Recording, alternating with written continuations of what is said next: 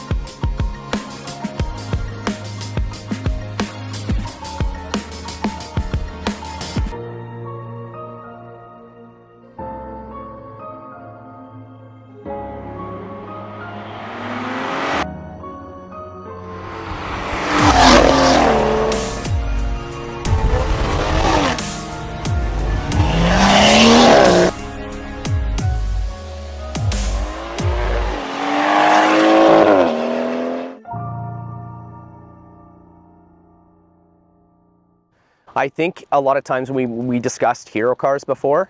So I think, when you see a car in picture and video, you have this thought of what it should be like, what you should feel like when you get there. But when you actually get to see the vehicle in person, it can really change, either for the better or maybe for the worse. And you realize that maybe that car's not for you. So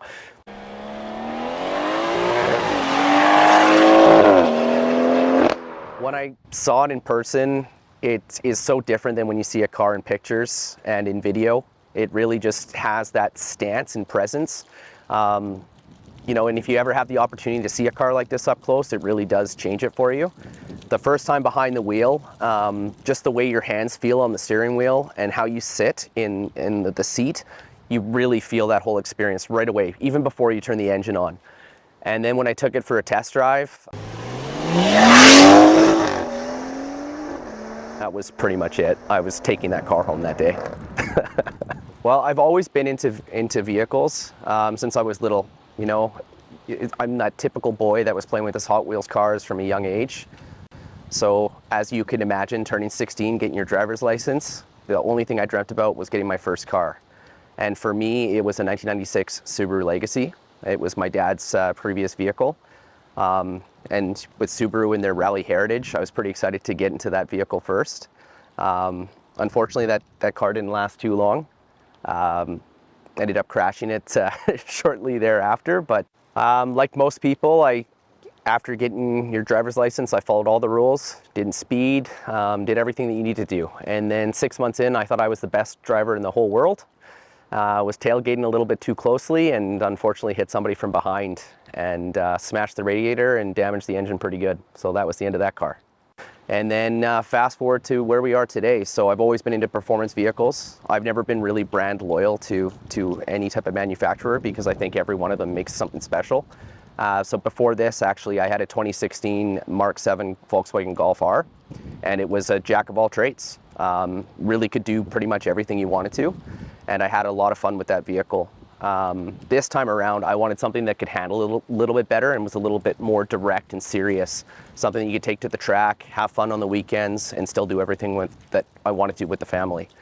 I think one of the biggest things too when choosing this car is it's very easy, or I should say it's fairly easy to make a vehicle quicker, but to have everything work in balance and unison, that is extremely important. And to me, like I said before, I'm not loyal to any manufacturer specifically, but BMW has been notorious for knowing that formula for a long time. So that's also what enticed me towards this car.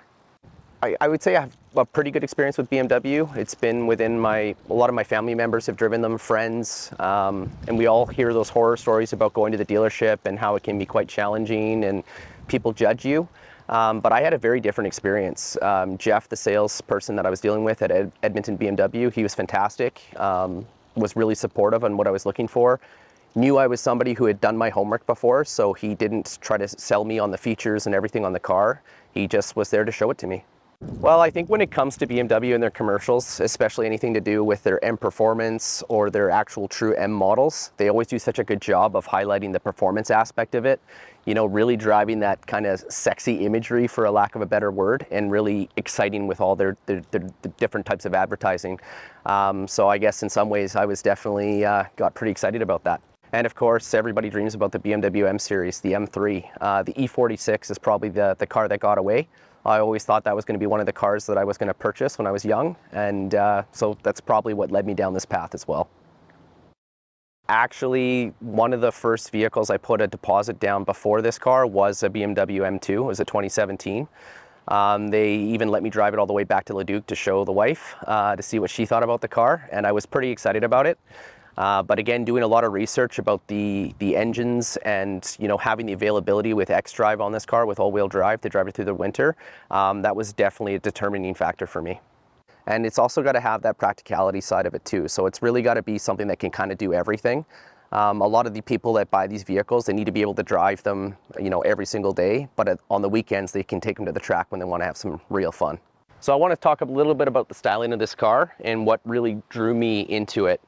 You can see, even starting from the headlights themselves, BMW really tried to get that aerodynamic look to it. The grille here, which nowadays in modern BMWs can be quite subjective, in these days was nice and aggressive there. This car also happens to have the M Performance Edition package, which came with the blackout kidney grills. The other big thing that really stands out to me compared to some of the other M240i's is the bottom lip splitter on the bottom here. It gives it that nice aggressive stance without being too in your face. One of my favorite times to drive is obviously at night when the roads are nice and clear, so you have the road to yourself. And one of the greatest factors about this car is the bright LEDs that do come on this vehicle. You can see far in advance. You never have to worry about whether you're driving on a rural road or in the city. You have plenty of visibility everywhere you go. You get these little black accent parts on the bottom of the splitter bumper here. But one of the things that some people don't notice is the bottom part right here, which is a nice little black piece of the splitter. As I mentioned before, the aerodynamic lines in making the car look nice and aggressive are very important to BMW. You get these kind of lines that would be familiar to the older M cars that came from BMW that kind of flow through the entire body. You get these lines that just go right to the back of the body. Gives you that nice little canard angle. Not to mention these carbon fiber mirror caps to give that little final look of aggression there. Moving to the back of the car, you have more of these black accent pieces around the windows to try to drive that aggressive look to it. And right as you get to the back, you get this carbon fiber spoiler that really just stands out. And then finally, moving to the back of the car, it just completes the entire package, what most people get to see, I would say. You got more of that carbon fiber spoiler right in the way. You got this bottom splitter, gives a little bit more of an aggressive look. And then these twin tailpipes. And I can tell you this exhaust just sounds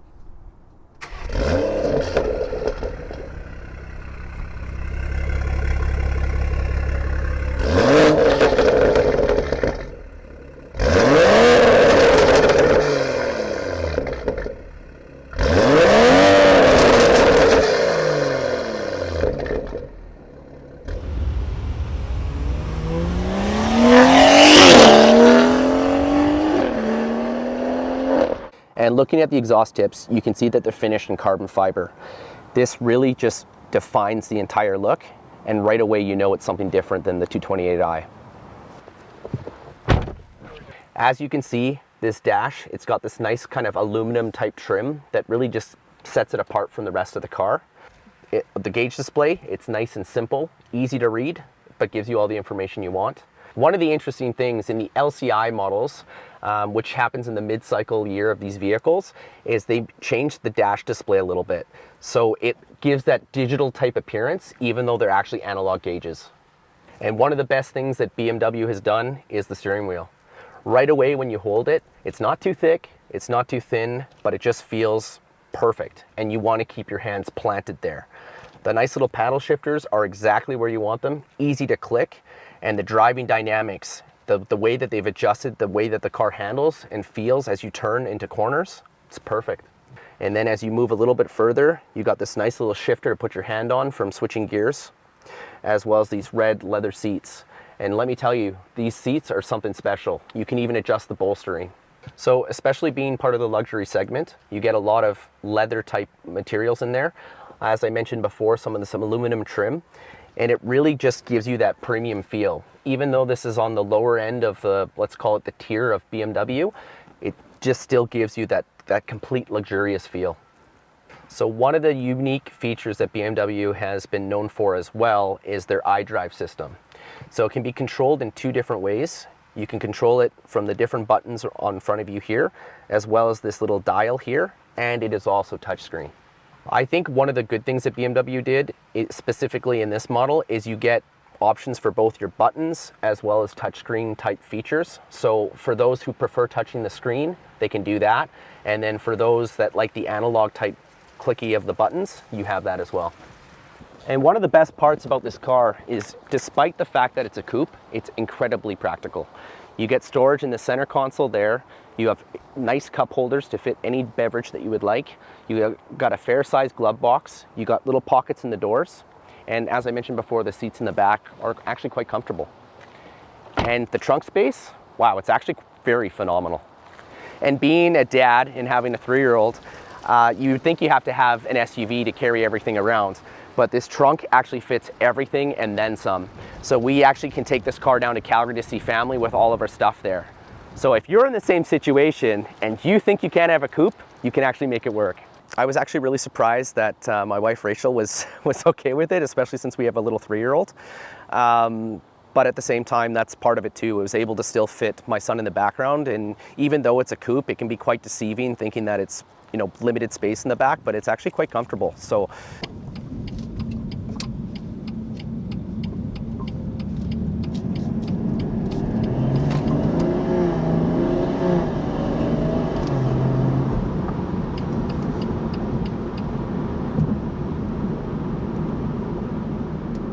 there's an assumption that BMW are great driving cars, and I can assure you with this car, it is true.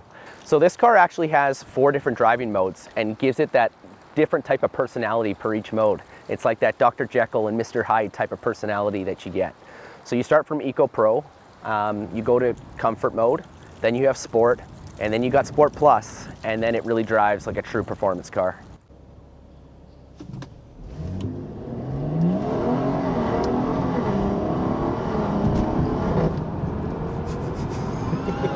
So being where we live, unfortunately we don't have the nicest of roads. And again, we have different climate conditions from minus 40 degrees Celsius all the way to plus 30 degrees Celsius.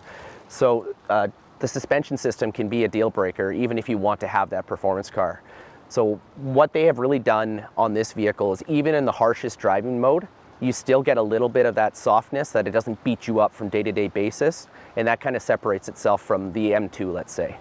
Price-wise, I think, you know, you can't really beat the price of the M240i.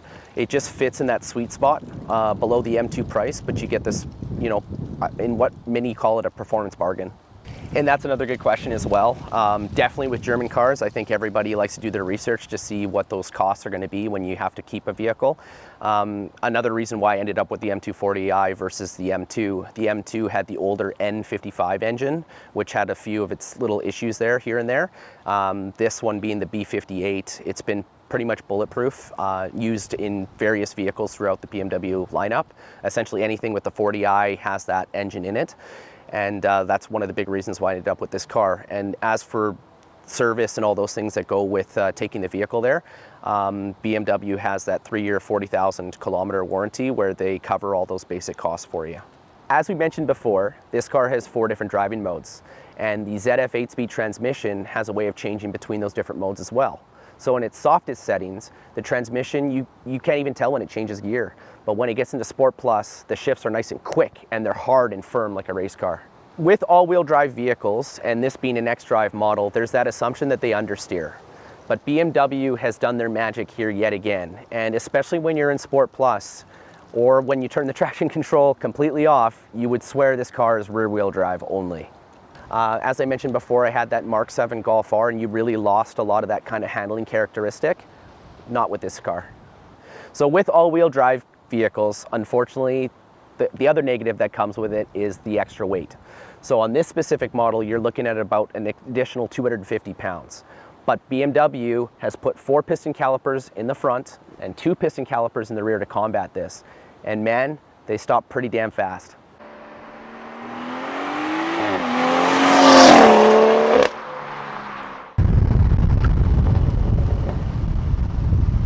So the B58 engine under the hood of this car Being a twin scroll turbocharged engine, a lot of times you get that assumption that turbocharged cars get that turbo lag, but the way and how this turbo works, you actually get the majority of the torque right from 1500 RPM. So this car comes rated from the factory at 335 horsepower and 369 pound-foot. The nice thing about this engine is it's pretty fuel efficient, where I've been able to average 8.8 liters per 100 kilometers, but when you put your foot down, it gets into high speeds pretty quickly. The nice thing about this engine too is it creates all its torque so low end, so you don't have to put your foot very far down to get all that passing power, and on most streets that's what you get to experience. So with performance cars like a Mustang or a Camaro, you can get lots of horsepower, but being rear-wheel drive, it's pretty tough to put it down. The nice thing about this car is you can put the power down all the time, regardless if it's wet or dry. And as I was telling you before, I actually put a deposit down on a 2017 BMW M2. But one of the reasons I came back to this car and got this one with the B58 was that you could put modifications to the car and have it be reliable, which really made me ask the question, do I need an M2? So the very first mod that I did on this vehicle was called a JB Plus, which essentially is a plug-in sensor to kind of trick the engine into thinking it's not making enough boost. So all it did was increase the boost and you felt that power right away. The next thing that I did was a catless downpipe. And I did that for two reasons. One, I wanted more sound out of the B58, and the second thing was to really open up the turbo.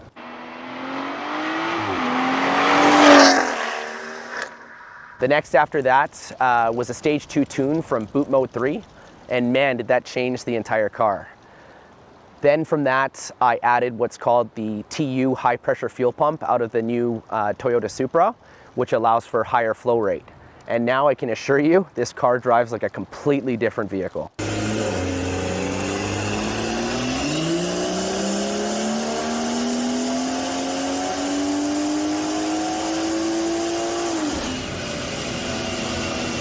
So after doing all the modifications to the car, and getting to experience the acceleration and the performance, I was actually curious to find out how much power did this actually make. So I took the car to an all-wheel drive Mustang dyno, and on pump fuel, which is 94 octane here in Canada, I was able to do 477 all-wheel horsepower and 560 pound-foot of torque. And with E30, I was able to do 496 wheel horsepower and 590 pound-foot of torque. Like I mentioned before, the torque in this car, which is what we get to experience the majority of the time, it throws you to the back of the seat. You can scare people in this car. And knowing that I have this reliable engine behind me is incredibly important. And that's exactly why I even had the Mark 7 Golf R before that, because the EA 888 engine that Volkswagen created was very reliable in tuning as well. I think a lot of those common concerns that people have when they get a vehicle and they decide if they're going to tune or not, they don't want to lose that warranty part of the car. And that's true. Once you've tuned the car and you do these modifications, you lose that. But I've never once been concerned. And this car has felt 100% ever since I've done those tunes. So going back to the question, do you need an M2 or an M240i? So after putting the modifications into this car, which cost me around $4,000 all in, it still comes up significantly cheaper than a BMW M2, and I can assure you this will beat an M2.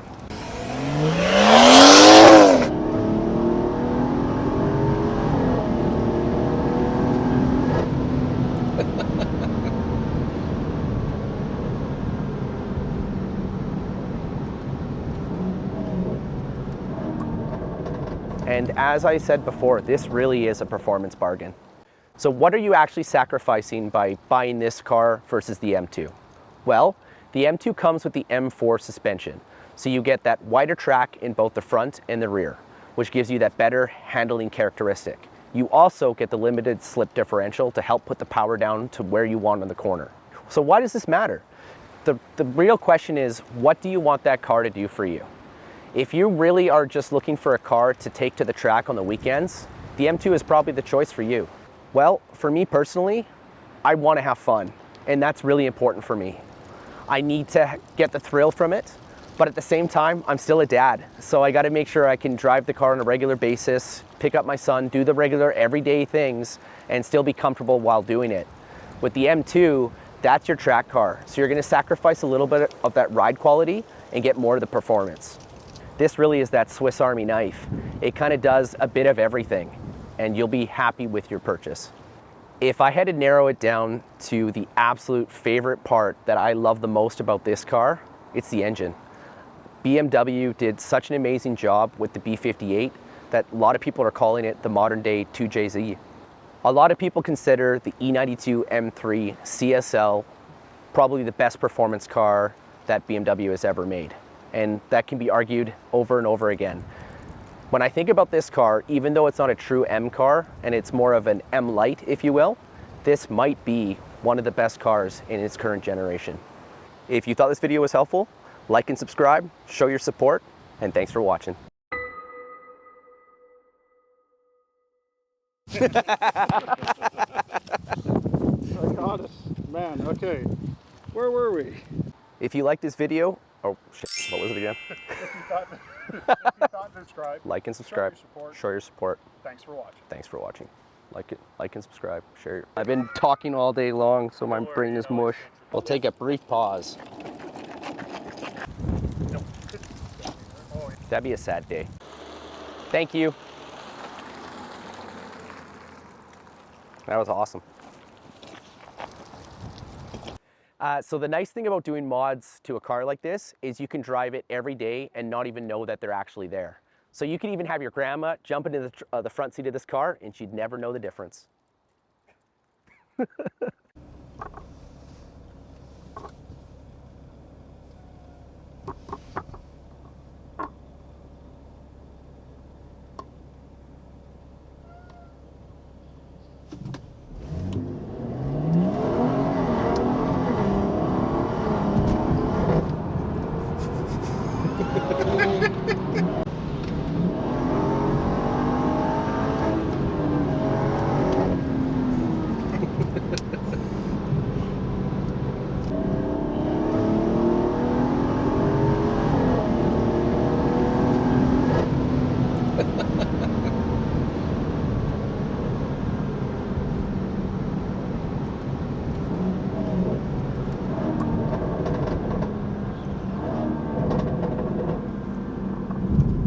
Well done, gentlemen.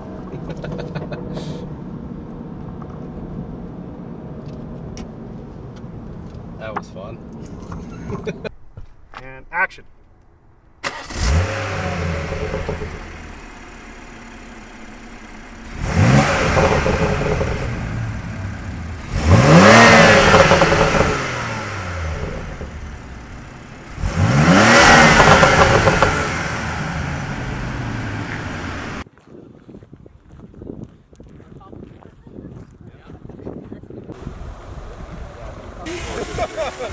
Let's get you on a haircut.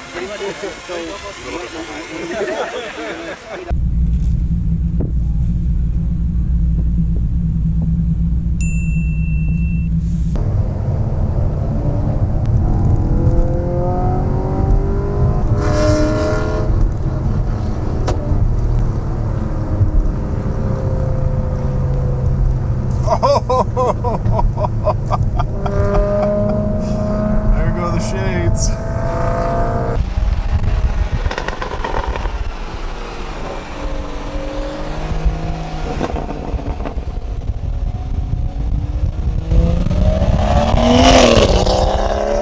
Accelerate up to press F and then downshift to matches.